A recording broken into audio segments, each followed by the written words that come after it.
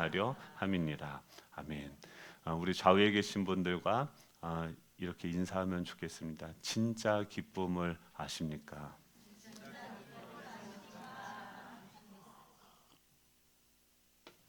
네, 오늘 예배를 통해서 정말 참된 기쁨을 소유하고 누릴 수 있는 저와 여러분 되면 좋겠습니다. 이 쾌락주의라는 단어를 사용을 했는데요.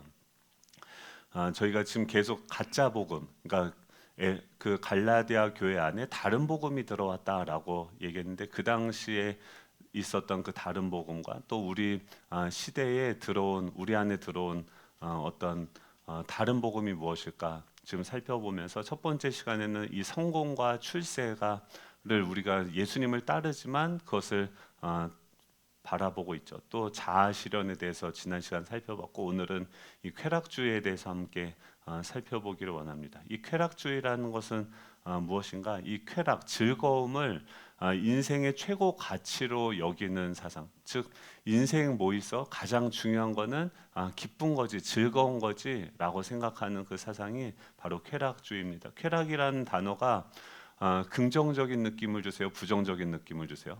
뭔가 쾌락하면은 중국어로는 콰일러라고 하거든요. 행복하세요, 기뻐하세요라고 할 때 콰일러라고 얘기하는데, 이 쾌락이라는 단어가 뭔가 부정적인 느낌을 주지만 원어로 히브리어로 보면 이 쾌락이 뭐냐면 에덴이라고 하는 단어입니다. 그래서 이 에덴은 처음에 하나님께서 우리를 창조했을 때 하나님과 우리와의 올바른 그 관계 속에서 그 하나님의 그 기쁨의 정원 안에 우리를 두시고, 그 하나님과의 관계에서 처음에 우리가 창조되어졌을 때 누렸던 그 기쁨이 바로 이 에덴의 기쁨이었죠. 에피쿠로스라고 하는 그 철학자가 있는데, 예수님보다 훨씬 이전에 있었던 철학자입니다. 그래서 예수님 시대에도 이 에피쿠로스 학파들이 있어서 그들은 쾌락주의를 추구했어요. 근데 그 쾌락주의가 지금 우리가 생각하는 그런 쾌락주의가 아니라 금욕주의적인, 그래서 정원의 철학자다라고 얘기하는 게 뭐냐면, 지금 이 에피쿠로스가 이야기했던 이 쾌락주의라고 하는 것은 인간 안에 누구나 본성적으로 추구하는 최고의 본성적인 선이 있다라고 하는 것이죠. 그것이 바로 쾌락인데, 그것은 바로 이 에덴, 우리 안에 예전에 하나님과 함께, 이 에피쿠로스는 물론 그걸 얘기한 건 아니지만 우리 안에 뭔가 모든 사람들 안에 추구하는 어떤 즐거움이 있다, 기쁨이 있다, 본성적인 선이 있다라고 이야기하는데, 그것이 바로 그 예수님 시대에 얘기했던 이 쾌락이라는 단어의 의미였습니다. 그런데 현대적으로는 어떻습니까? 자신의 현대에서 이 쾌락이라고 하는 단어는 육체와 감각 안에서 기쁨을 추구하는 것, 그래서 그것이 인생의 최고 가치로 여기는 것을 이 쾌락주의라고 이야기하죠. 그러니까 교회 안에도 이 쾌락주의가 다른 복음처럼 들어와서 설교할 때 설교가 재밌어야 됩니까? 재미없어야 됩니까?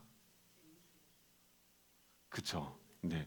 근데 설교가 만약에 이 본질을 증거하면서 재미도 있으면 너무 좋은데, 이 재미만을 추구하면 어떻게 됩니까? 그게 쾌락주의가 되는 거죠. 그러니까 이 에덴을 우리가 추구하죠. 근데 에덴이라고 하는 그 기쁨을 추구하는데, 그곳이 기뻤던 이유는 무엇입니까? 하나님이 그곳에 계셨고 하나님과의 그 관계 속에서 나오는, 주님이 공급해 주시는 그런 모든 그 관계성부터 나오는 어떤 본성적인 그 선들이 있었기 때문에 그 에덴이 기뻤던 곳인데, 지금 현실은 어떻습니까? 에덴에서 쫓겨나서 하나님이 없는 상태에서 그 에덴의 기쁨, 그러니까 즐거움 그 자체가 목적이 되는 것이 바로 이 쾌락주의입니다. 그래서 에덴 안에서 하나님과 올바른 관계에서 오는 참된 기쁨을 에덴 밖에서 하나님이 없는 상태로 육체적, 감각적 쾌락을 통해서 찾으려고 하는 그런 사고 방식이 바로 이 쾌락주의인 것이죠. 그래서 이 쾌락주의를 따르는 사람들의 인생의 궁극적인 목표는 무엇이냐면, 인생은 즐거워야 된다. 그래서 우리 삶 속에서 고통이나 힘든 게 있으면 됩니까? 안 됩니까? 우리 삶에서 힘들고 고통이 있어야 됩니까? 안 됩니까? 없을 수가 있습니까? 없죠. 힘든 건 당연히 뭔가를 학습하고 뭔가 하는 건 다 힘든 거고 노동도 다 힘든 거죠. 근데 이 즐거움이 목적이 되는 인생에는 이 고통과 힘듦이 있으면 안 된다. 예배도 재밌어야 되고 설교도 재밌어야 되는 거죠. 저도 아까 또 MSG를 막 자연스럽게 치지 않습니까? 그러면서 설교가 왜 길어지는가 봤더니 이걸 어떻게 쉽게 전달한다고 했지만 전 재밌게 하려고 했는데 그거를 지금 빼는 일을 하고 있습니다. 회개하고 있습니다. 그래서 설교도 짧아질 수 있기를. 그래서 인생의 궁극적인 목표를 감각적인 물질적인 욕구를 채우는 것으로 삼으면서 고통이나 불편은 무조건 회피해야 되는 것으로 여기게 되어지는 거죠. 그거를 김연자 씨가 이렇게 노래를 부르죠. 그 산다는 게 다 그런 거지. 아모르 파트 아십니까? 아모르 파트 모르세요? 여러분, 네, 참 거룩하십니다. 이 아모르 파트의 노래 가사 보면 산다는 게 다 그런 거지. 누구나 다 빈손으로 왔다. 소설 같은 한 편의 얘기들을 세상에 뿌리면서 산다. 그러니까 자신한테 실망하지 말고 모든 걸 잘할 수 없다. 그러면서 다다다다다다 이 고조되면서 오늘보다 더 나은 내일이면 돼. 인생은 지금이야 하면서 아모르 파티 하면서 요즘 모르시는군요. 네. 이 아모르 파티라고 하는 단어는 니체가 썼던 단어인데 운명에 대해서 거부할 수 없다고 하면 사랑하라. 굉장히 멋있는 말입니다. 긍정적으로 생각하라. 인생에 일어나는 모든 일은 필연적인 것이며 그것을 사랑하고 긍정하는 것이 삶을 강화하고 발전시킬 수 있는 일이다. 그래서 이 아모르 파티 그 사상에서 나온 게 피할 수 없으면 즐겨라. 자신의 운명을 긍정하라. 즐겁게 살아라라고 이야기하는데 여러분 자신의 운명을 그냥 있는 그대로 받아들이면서 즐거워하면서 기쁘게 긍정적으로 살아가면 좋아지겠죠, 삶이. 김연자 씨가 해석한 인생이란 붓을 들고서 무엇을 그려야 할지 어떻게 고민하고 방황하던 시간이 없다면 거짓말이지만 이제 앞으로는 이렇게 살아. 예전에 과거들은 그 추억들이 눈이 부시면서도 슬펐던 행복이다라고 과거를 한 문장으로 치부해버리고 슬펐던 행복. 앞으로는 어떻게 살아야 됩니까? 나이는 숫자 한번 따라 나 아니에요. 따라하지 마세요. 나이는 숫자, 마음이 진짜. 가슴 뛰는 대로 가면 돼. 이제는 더 이상 슬픔이요 안녕 하면서 또 왔다가 갈 한 번에 한 번 살 어차피 인생 한 번 사는 거니까 연애는 필수고 결혼은 선택. 그래서 가슴이 뛰는 대로 하면 돼. 와 여기서 은혜가 임하더라고요. 연애는 필수, 결혼은 선택. 그래서 이 아모르 파티대로 살면은 정말 인생은 지금밖에 없고 나이는 숫자고 가슴이 뛰는 대로 여러분 살아가십시오. 그러면은 안에서 뭔가 기쁨이 솟아나지 않습니까? 저만 그렇군요. 네. 그쵸. 그게 세상이 추구하는 기쁜 소식이다라고 얘기하는 거죠. 그러니까 힘들고 어려운 인생, 그 운명 다 받아들이고 복잡하게 생각하지 말고 지금 너의 현실에 충실하면서 가슴이 뛰는 대로 마음대로 살아가라고 지금 세상은 우리에게 요구하고 있다라고 하는 것이죠. 그러면은 그 소식을 따라서 우리는 가서 마음껏 연애하고 결혼은 선택이고 그렇게 살아가는 거죠. 근데 그것이 성경에서는 뭐라고 하냐면 가짜 기쁜 소식이다라고 이야기하는 거예요. 왜 이것이 가짜 복음, 가짜 기쁜 소식인가? 그렇다고 하면 우리가 붙들어야 할 기쁜 진짜 기쁜 소식이 무엇인가? 참된 기쁨이 무엇인가? 오늘 말씀을 통해서 한번 살펴보려고 합니다. 이 성경은요 이미 솔로몬 실험을 통해서 하나님이 없는 쾌락은 헛되다라는 것을 이미 증명해 보여주셨습니다. 이 솔로몬이 전도서에서 뭐라고 얘기하냐면 야 아모르 파티 나 다 해봤다. 부와 쾌락을 추구하면서 살아본 경험을 토대로 지금 그 사람들이 추구하는 부와 그 쾌락 자신이 다 경험해봤지만 모두 헛되고 무익하더라라고 이 솔로몬이 이야기하고 있습니다. 먼저 부가 이 돈도 무상하다. 재물이 많아지면 또 뭣도 많아지면 그것을 노리는 사람들도 많아지더라. 그래서 부자가 되어도 자신의 재산을 지키기 위해서 늘 근심하게 되고 돈 자체가 행복을 보장해주지 않았다라고 이야기합니다. 또 웃음과 연애, 술과 여색을 탐하면서 쾌락을 누려보았지만 순간의 만족은 있었는데 지속적인 행복과는 거리가 멀었고 오히려 공허함만 남았다라고 이야기합니다. 그리고 지혜를 얻으면 행복해질까? 지혜를 쌓고 지식을 얻으면 삶의 의미를 찾을 수 있을 것이다라고 생각을 했는데 결국 지혜가 많아도 해답을 찾을 수 없을 뿐더러 오히려 지혜가 많으면 걱정도 많아졌다. 근심도 많아졌다. 그래서 지혜와 함께 근심이 온다는 사실을 깨달았다라고 이야기합니다. 그러면서 솔로몬이 이 전도서를 통해서 결론적으로 얘기하는 것은 무엇이냐면 이 모든 것은 결국 하나님께로부터 오는 것이고 이 모든 것이 결국 하나님의 선물이며 그분께서 기뻐하시는 자에게 지혜와 지식과 희락을 주신다라고 전도서는 이야기하고 있습니다. 이 반면에 죄인은 어떻습니까? 쌓기만 하다가 결국 하나님이 기뻐하시는 자에게 그 모든 것을 넘겨줌을 경험하는 그 헛됨과 허상함을 경험하게 된다라고 이야기합니다. 그래서 솔로몬은 이 부와 쾌락, 지혜조차도 인생의 궁극적인 의미가 될 수 없으며 오직 하나님을 경외하고 그분의 계명을 지키는 것만이 사람의 본분이다라고 전도서에서 이야기를 하고 있습니다. 성경은 이 솔로몬의 경험을 통해서 이 세상이 주는 그 쾌락, 그 만족이 얼마나 덧없고 일시적인지를 깊이 깨달았다. 그리고 우리의 안에 있는 궁극적인 그 갈증을 해소하는데 한계가 있다라는 것을 말하고 있다라고 하는 것이죠. 결국 이 하나님이 없는 이 쾌락은 일시적이며 한계가 있고 우리에게 궁극적인 만족을 주지 못한다라는 것을 이야기합니다. 이것은요, 이 솔로몬의 고백뿐만이 아니라 다양한 실험을 통해서도 입증이 되어졌는데요. 이 심리학에서는 이 헤도닉 적응이라고 해서 사람이 처음에는 새로운 경험이나 소유물에 큰 쾌락을 느낀다라고 합니다.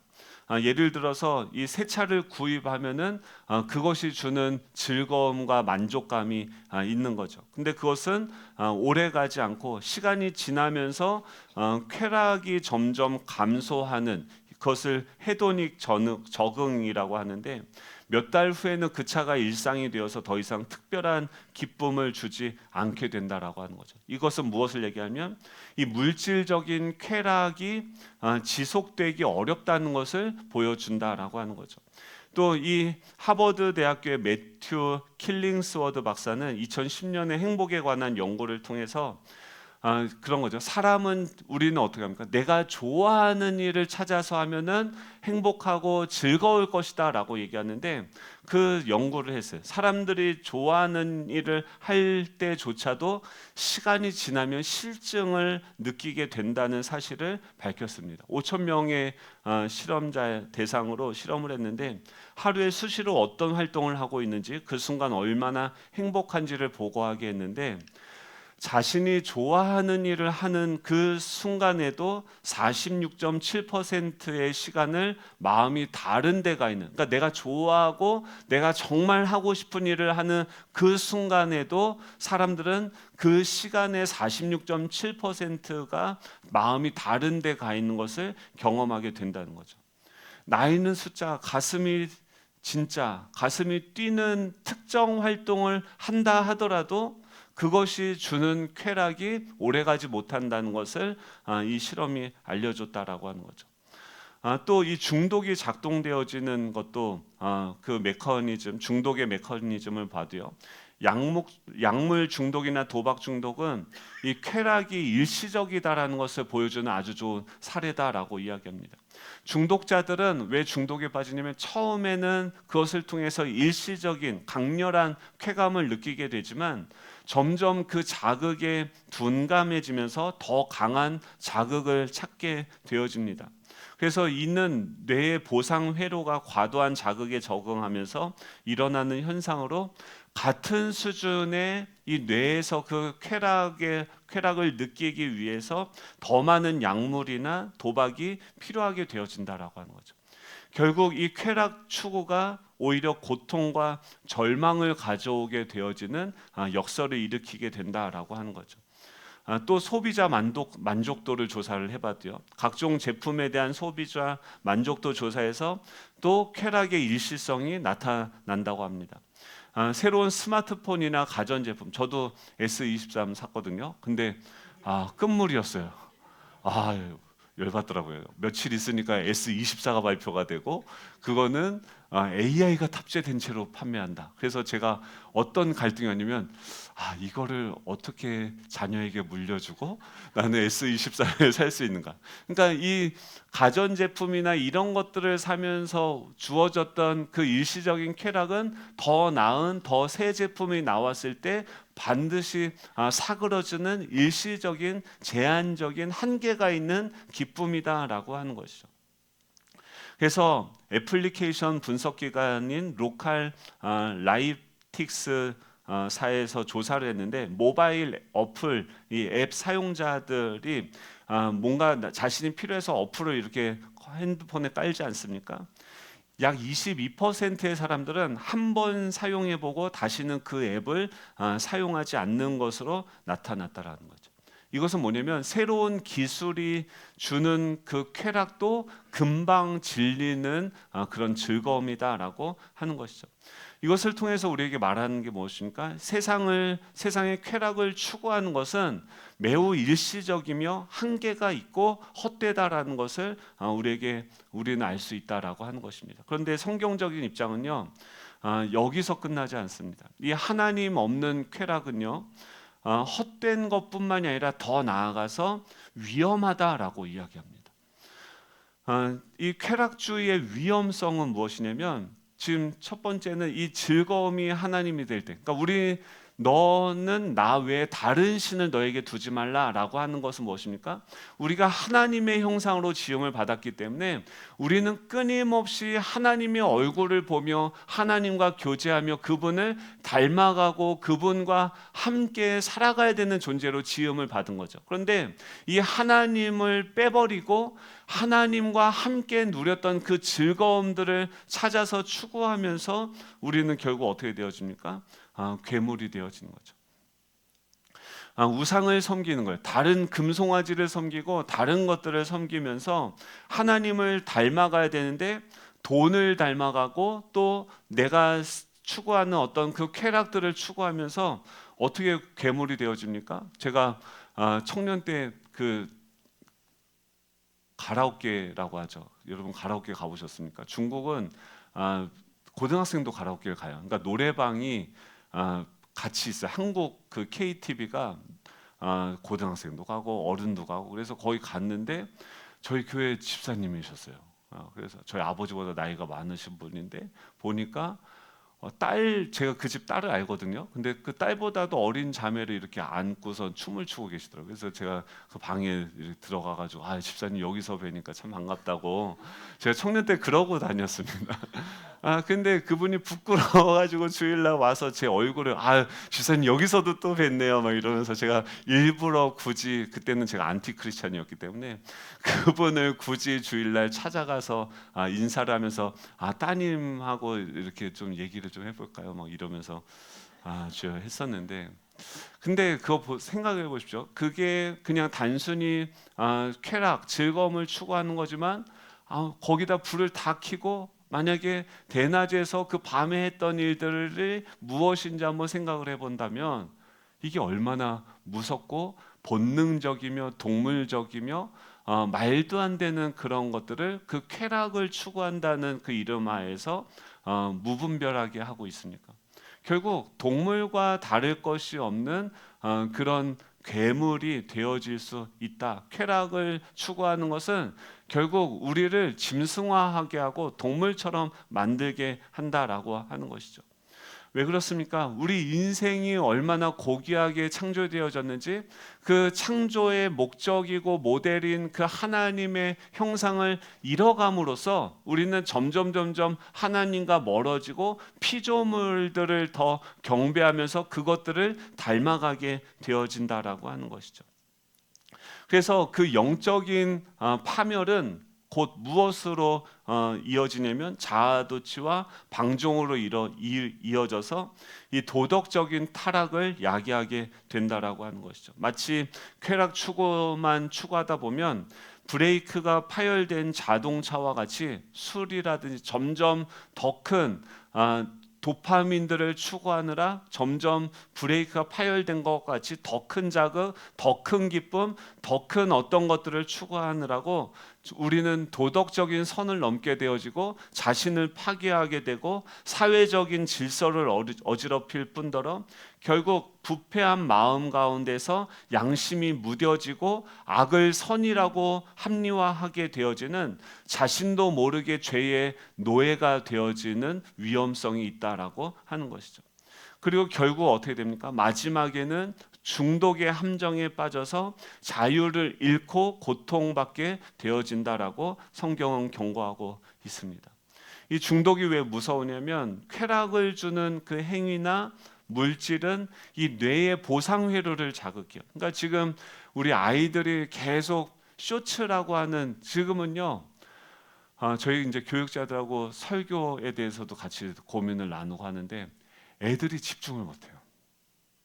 10분을 넘어가지 못합니다. 그러니까 예전에는 그래도 설교하면 한 25분 정도 이렇게 교육학에서 얘기했는데 지금 그게 미디어에 길들여지면서 25분, 30분 하던 그것도 이제 안 보니까 10분 미만짜리 영상으로 해놔서 계속 뭐 하냐면 10분도 이제 길어요. 1분 30초, 2분 정도 되는 그것. 근데 그것들을 볼 때 그것을 왜 보게 되냐면 그것이 우리 뇌의 도파민에 자극을 주어서 그것이 일시적인 쾌락을 느끼게 하는 것이고, 이 아이들은 계속해서 그런 자극적인 것들을 추구하면서 결국 추구하는 건 무엇입니까? 내 육신에 있는 그 감각들을 만족시켜줄 자극들만 추구하고 찾아가게 되어진다는 것이죠. 근데 이것이 왜 무서우냐면 이러한 자극들은 점차 내성을 키워서 더 강한 자극을 원하게 만들고 내성의 늪에 빠지게 된다라고 하는 거죠. 그래서 중독에 빠지면 제일 무서운 게 뭐냐면 그 어떤 것으로도 만족할 수 없게 되어져요. 일상을 도둑맞아요. 우리 일상에서 그냥 사사롭게 아침에 아내와 또 엄마가 차려주는 그 식탁을 두고 거기서 두런두런 서로의 삶을 대화하면서 나누는 그런 일상의 기쁨들. 어제도 어떤 권사님이 그 뭐 나비 꽃에 나비, 아싸 호랑나비 그걸 찍어서 올리셨는데 그게 너무 아름답고 이쁜데 지금 이런 자극에만 길들여지다 보면 옆에 아무리 이쁜 호랑나비가 날아다니고 꽃이 펴 있고 저 하늘의 구름이 아름답게 펼쳐진다 하더라도, 어떤 작품을 본다 하더라도 그것을 만족하지 못하고 계속해서 그 중독이 주는 그런 더 자극적인 것들만 추구하면서 결국은 중독의 사슬에 묶여서 자유롭고 주체적인 신앙인으로서 살아갈 수 없게 만든다는 거죠. 그리스도 안에서 우리가 참된 해방과 자유를 누려야 될 그 성도들이 오히려 이 죄와 허무의 종노릇하며 끊임없이 그 죄가 주는 그 쾌락의 종노릇해서 그것에 묶여서 살아갈 수밖에 없는 그런 위험성을 가지고 있다라고 하는 것이죠. 그렇기 때문에 이 쾌락주의, 이 즐거움, 하나님이 없는 이 에덴을 추구하는 것은 허무하고 한계가 있고 일시적일 뿐만이 아니라 위험하다라고 하는 거예요. 여러분, 그렇다고 한다면 우리가 추구해야 되는 참된 기쁨은 무엇입니까? 에덴 동산에서 하나님께서 우리를 그곳에 두신 이유는 무엇입니까?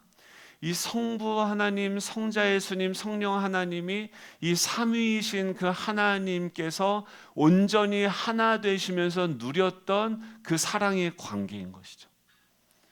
여러분, 요한복음 15장 9절부터 11절 보면 우리 같이 한번 읽어볼까요? 요한복음 15장 9절부터 11절입니다. 한번 읽어보겠습니다. 시작.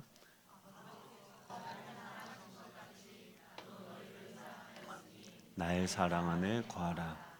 지금 계명을 지켜. 지금 보세요.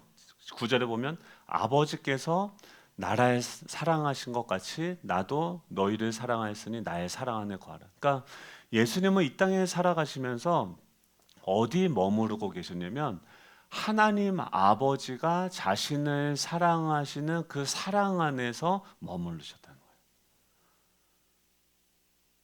그래서 그 사랑으로 지금 누구를 대하고 있습니까? 사람들을, 제자들을 내가 아버지께서 나를 대하시는 그 사랑으로 이 제자들을 대하시는 거죠. 제가 예수정원교회 와서 저희 임직식하고 처음 그 위임 예배 드릴 때 은혜동산교회 이규현 목사님이 오셔서 축사죠 하면서 뭘 말씀하셨냐면 이는 내 사랑하는 아들이요 기뻐하는 자라. 그러니까 예수님께서 이 땅에 오셔서 그때가 언제입니까?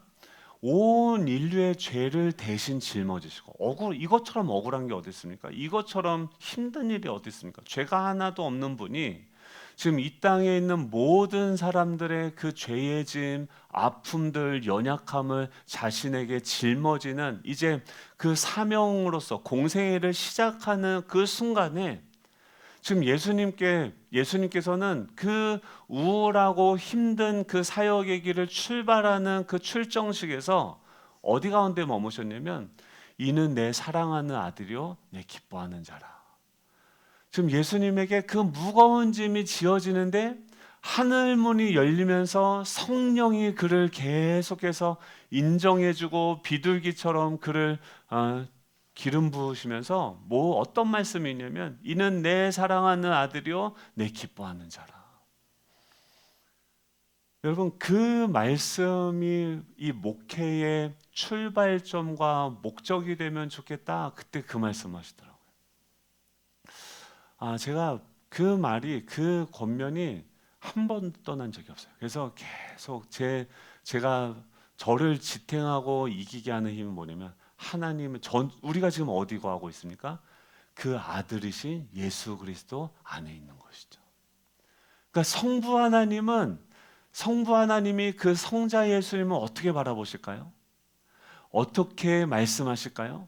지금 우리가 예수 그리스도 안에 있다고 하는 것은 성부 하나님의 사랑이 성자 예수님께 무조건적으로 부어지고 있는데 우리가 그분 안에서 그 성부 하나님의 아버지 되시는 그 사랑을 무제한적으로 무공간적으로 제한 없이 우리가 그것을 받고 있는 그 자리 가운데 거하고 있다라고 하는 것이죠.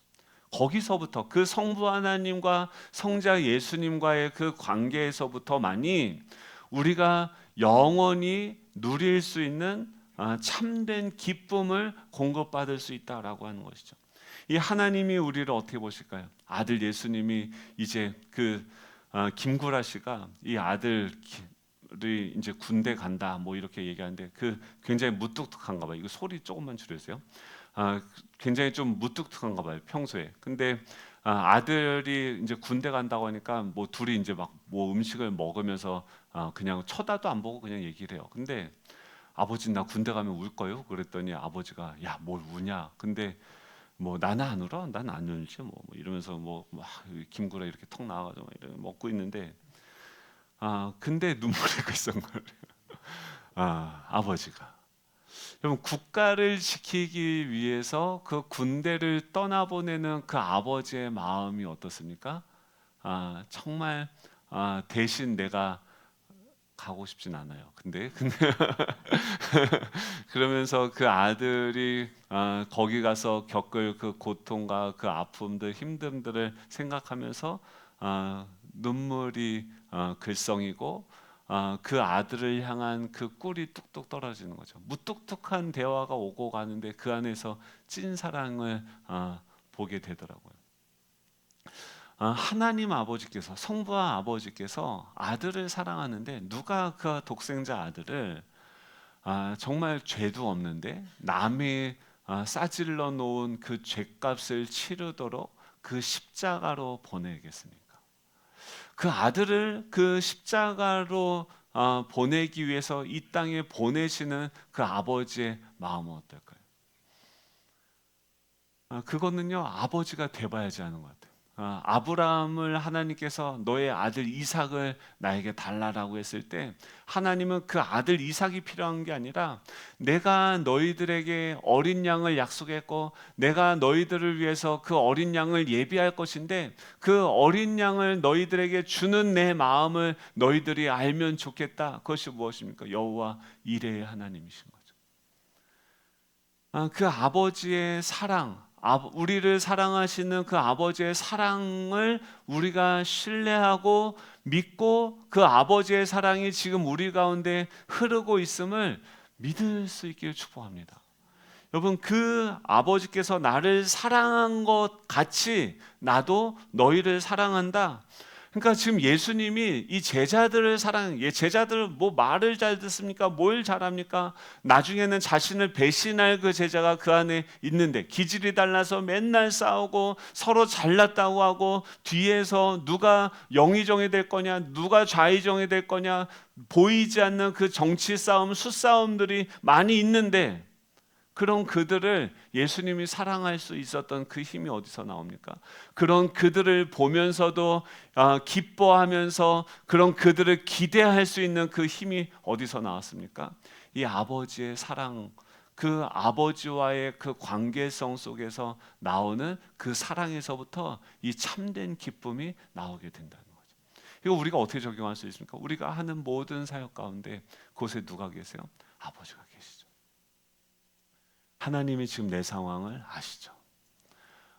그 사망의 어두운 깊은 골짜기를 다닐지라도 해를 두려워하지 않는 것은 그 성부 하나님이 지금 나와 함께하고 계시기 때문에 그곳에서도 하나님이 나와 함께하고 계시기 때문에 이 바울과 실라가 빌립보 감옥의 그 깊은 감옥 가운데 갇혀 있으면서도 여러분이여 기뻐하십시오 라고 이야기할 수 있는 그 기쁨이 샘솟는 이유가 무엇입니까? 그 성부 하나님의 그 사랑 가운데 이 바울과 실라가 머무르고 있었기 때문인 것이죠.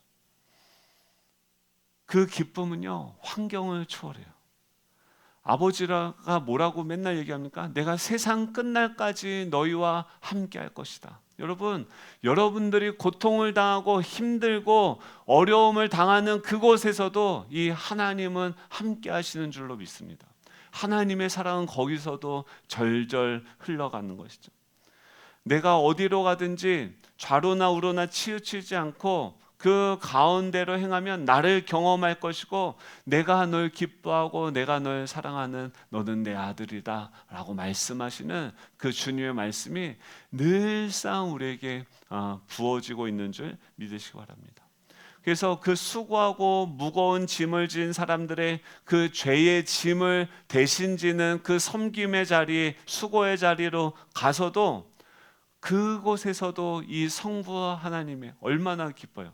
내 아들이 이제 다 커서 누군가를 위해서 섬기는 자리에 가서 그를 섬기는 모습, 자신의 모습을 더 닮아가는 모습을 보면서 기뻐하는 그 마음들이 우리가 봉사할 때 우리 깊은 곳에서 솟아나오는 그 기쁨인 것이죠. 여러분, 이 성부 하나님과의 관계에서 오는 그 기쁨이 참된 기쁨인 줄로 믿습니다. 그것을 추구하고 그것을 붙잡을 때만이 우리는 다른 사람들이 나를 인정하지 않고 다른 기쁨들이 내 안에 공급되어지지 않는다 하더라도 우리는 자유해지고 참된 기쁨으로 참된 기쁨을 누릴 수 있다라고 하는 것이죠. 또 예수님이 주시는 이 참된 기쁨은 무엇입니까? 요한복음 14장 1절에 보면 지금 예수님이 돌아가시기 전날 이 사망을 마주하고 나서 지금 자신은 내일 죽을 거예요. 이 제자들, 사랑하는 제자들과 이제 헤어짐을 눈앞에 두고 있어요. 그런데 지금 이 사망이 나의 인생 가운데 찾아와서 나를 나의 모든 기쁨을 빼앗고 또 이 헤어짐을 통해서 나의 관계를 다 빼앗는 것 같은 그 슬픔들이 내 안에 오는 그 상황에 주님은 뭐라고 얘기합니까? 요한복음 14장 1절에 보면 너희는 마음에 근심하지 말라. 하나님을 믿으니 또 나를 믿으라라고 이야기하죠. 근심하지 마. 사망이 오는데요. 이제 우리가 더 이상 볼 수가 없는데요. 근심하지 마. 나 하나님을 믿으니 나를 믿으라. 내 아버지 집에 거할 곳이 많다. 우리가 지금은 잠깐 헤어지지만 그것이 너희들에게 더 유익하고 이 헤어짐은 잠깐의 헤어짐이고 우리는 영원히 다시 그 만남을 이루어가고 다시 그 영원한 헤어짐이 없는 그 만남을 누리면서 살아가게 되어질 것이다 라고 얘기하죠. 그리고 요한복음 16장 20절에 뭐라고 합니까? 내가 진실로 진실로 너에게 이르노니 너희는 곡하고 애통하겠으나 세상은 기뻐하리라. 지금 예수님이 돌아가시는 것을 보고선 제자들은 곡하고 애통하겠지만 세상은 기뻐할 것이다 라고 얘기하죠. 너희는 근심하겠지만 너희 근심이 도리어 기쁨이 될 것이다 라고 얘기하죠. 우리가 이 땅에 살아가면서 누군가를 살리기 위해서 근심하게 되고 애통하게 되고 마음이 심령이 가난하게 되어지는데 그 우리 안에 있는 이 하나님과의 관계에서부터 오는 기쁨은 어떻습니까? 그것을 도리어 너희 근심이 도리어 기쁨으로 변화되어지는 이 세상을 사망을 이기고 초월할 뿐만 아니라 그 지금 경험하는 그 근심을 도리어 기쁨으로 만드는 그 초월하는 그 기쁨인 것이죠. 세상적인 일시적인 기쁨과 구별되어지는 시들지 않는 기쁨, 잠깐 근심에 눌려 있는 것 같으나 그것을 결코 뚫어내면서 솟아나서 다시 그것을 기쁨으로 만드는 시들지 않는 누구도 빼앗을 수 없는 기쁨이 참된 기쁨인 것이죠. 예수님이 주시는 기쁨은요, 이 땅의 희로애락처럼 변하는 기쁨이 아닙니다. 오히려 슬픔과 고난 속에서도 더욱 빛을 발하는 참된 기쁨이고 우리는 우리의 연약함 때문에 잠시 근심할지라도 그것을 장차 영원한 영광의 기쁨으로 바꿀 수 있는 그런 기쁨이 우리 가운데 있기 때문에 우리 성도들은 소망 가운데 기뻐할 수 있는 거죠. 아버지, 저는 지금 이렇게 부족하지만 이렇게 연약하지만 이 정도밖에 되어지지 않지만 그런 내가 하나님의 나라를 상속받다니요. 내가 그런 하나님의 영광스러운 모습으로 장차 변화되어질 것이라니요. 주님, 저는 그것을 장차 그 소망을 바라보면서 기뻐할 수 있는 것이죠. 또 예수님이 주시는 참된 기쁨 세 번째는 무엇입니까? 고난 중에서 또 충만할 수 있는 그 내적인 기쁨. 영원히 샘솟는 기쁨이 우리 안에 있죠. 로마서 5장 3절 5절 보면 같이 읽어볼까요? 다만 이뿐 아니라 우리가 환난 중에서도 즐거워하나니 이는 환난은 인내를 인내는 연단을 연단은 소망을 이루는 줄 알미로다. 소망이 우리를 부끄럽게 하지 아니함은 우리에게 주신 성령으로 말미암아 하나님의 사랑이 우리 마음에 부음받음이다 라고 얘기해요. 여러분, 지금 환난 중에서도 즐거워요. 왠지 아십니까? 그 환난이 우리를 인내를 만들고 그 인내가 우리를 연단하고 그 연단이 소망을, 하나님의 그 소망, 너는 내 아들이다, 내 형상이다, 너는 나와 같이 거룩하게 닮아가지고 너 안에 있는 불순물들은 다 사라질 것이다. 제자들이 그럽니다. 이 예수님의 이름으로 나아가서 귀신을 내쫓고 사역하면서 우와, 예수님 내가 전도하니까요 귀신이 나한테 예수님의 이름에 항복하던데요. 주님, 제가 가서 이 복음을 전하니까 수많은 사람들이 회개하면서 돌아오던데요. 와, 너무 재밌어요.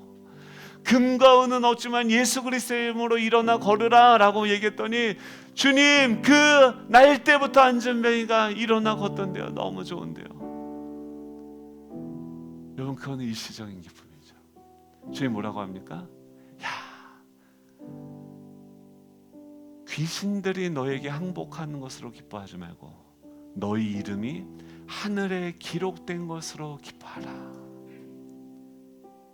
그때 예수께서 성령으로 기뻐하세요. 와, 주님, 와, 천지주의 주제이신 아버지께서 이것을 지혜롭고 슬기 있는 자들에게는 숨기시고 지금 이 어린아이들에게 나타나심은, 나타내심을 감사합니다. 옳소이다. 이렇게 된 것이 아버지의 뜻입니다. 지금 예수님은 성령으로 인해서 기뻐하는데 뭐가 기쁘냐면 지금 이 제자들이 막 그런 것들을 경험하고 기뻐하면서 와, 지금 아버지의 뜻이 지금 이 사람들 가운데 이루어지고 있구나. 하나님이 지금 일하고 계시는구나. 와, 하나님의 뜻이 이 땅 가운데 이루어지고 있습니다. 주님 감사합니다. 이것을 너에게 이루는 것은 너희로 내 안에서 평안을 누리게 함이라. 세상에서 너희가 환난을 당하나. 여러분, 세상에서 우리는 환난을 당합니다. 근데 담대하라. 내가 세상을 이겼노라. 여러분, 우리가 예수 그리스도 안에 거할 때 이 세상을 이기는, 환난을 이기는 승리의 그 기쁨을 우리는 맛볼 수 있게 되어지는 줄로 믿습니다. 우리 다 같이 일어나셔서 우리 찬양하기 원하는데요. 정말 하나님께서 주시는 세상에 주는 그 즐거움의 그 허무함과 위험성을 깊이 우리 안에 새기고 정말 주님 안에서만이 누릴 수 있는 참된 기쁨을 추구할 수 있는 우리가 될 수 있기를 간절히 소망합니다. 우리 찬양하고 기도하고 마치도록 하겠습니다.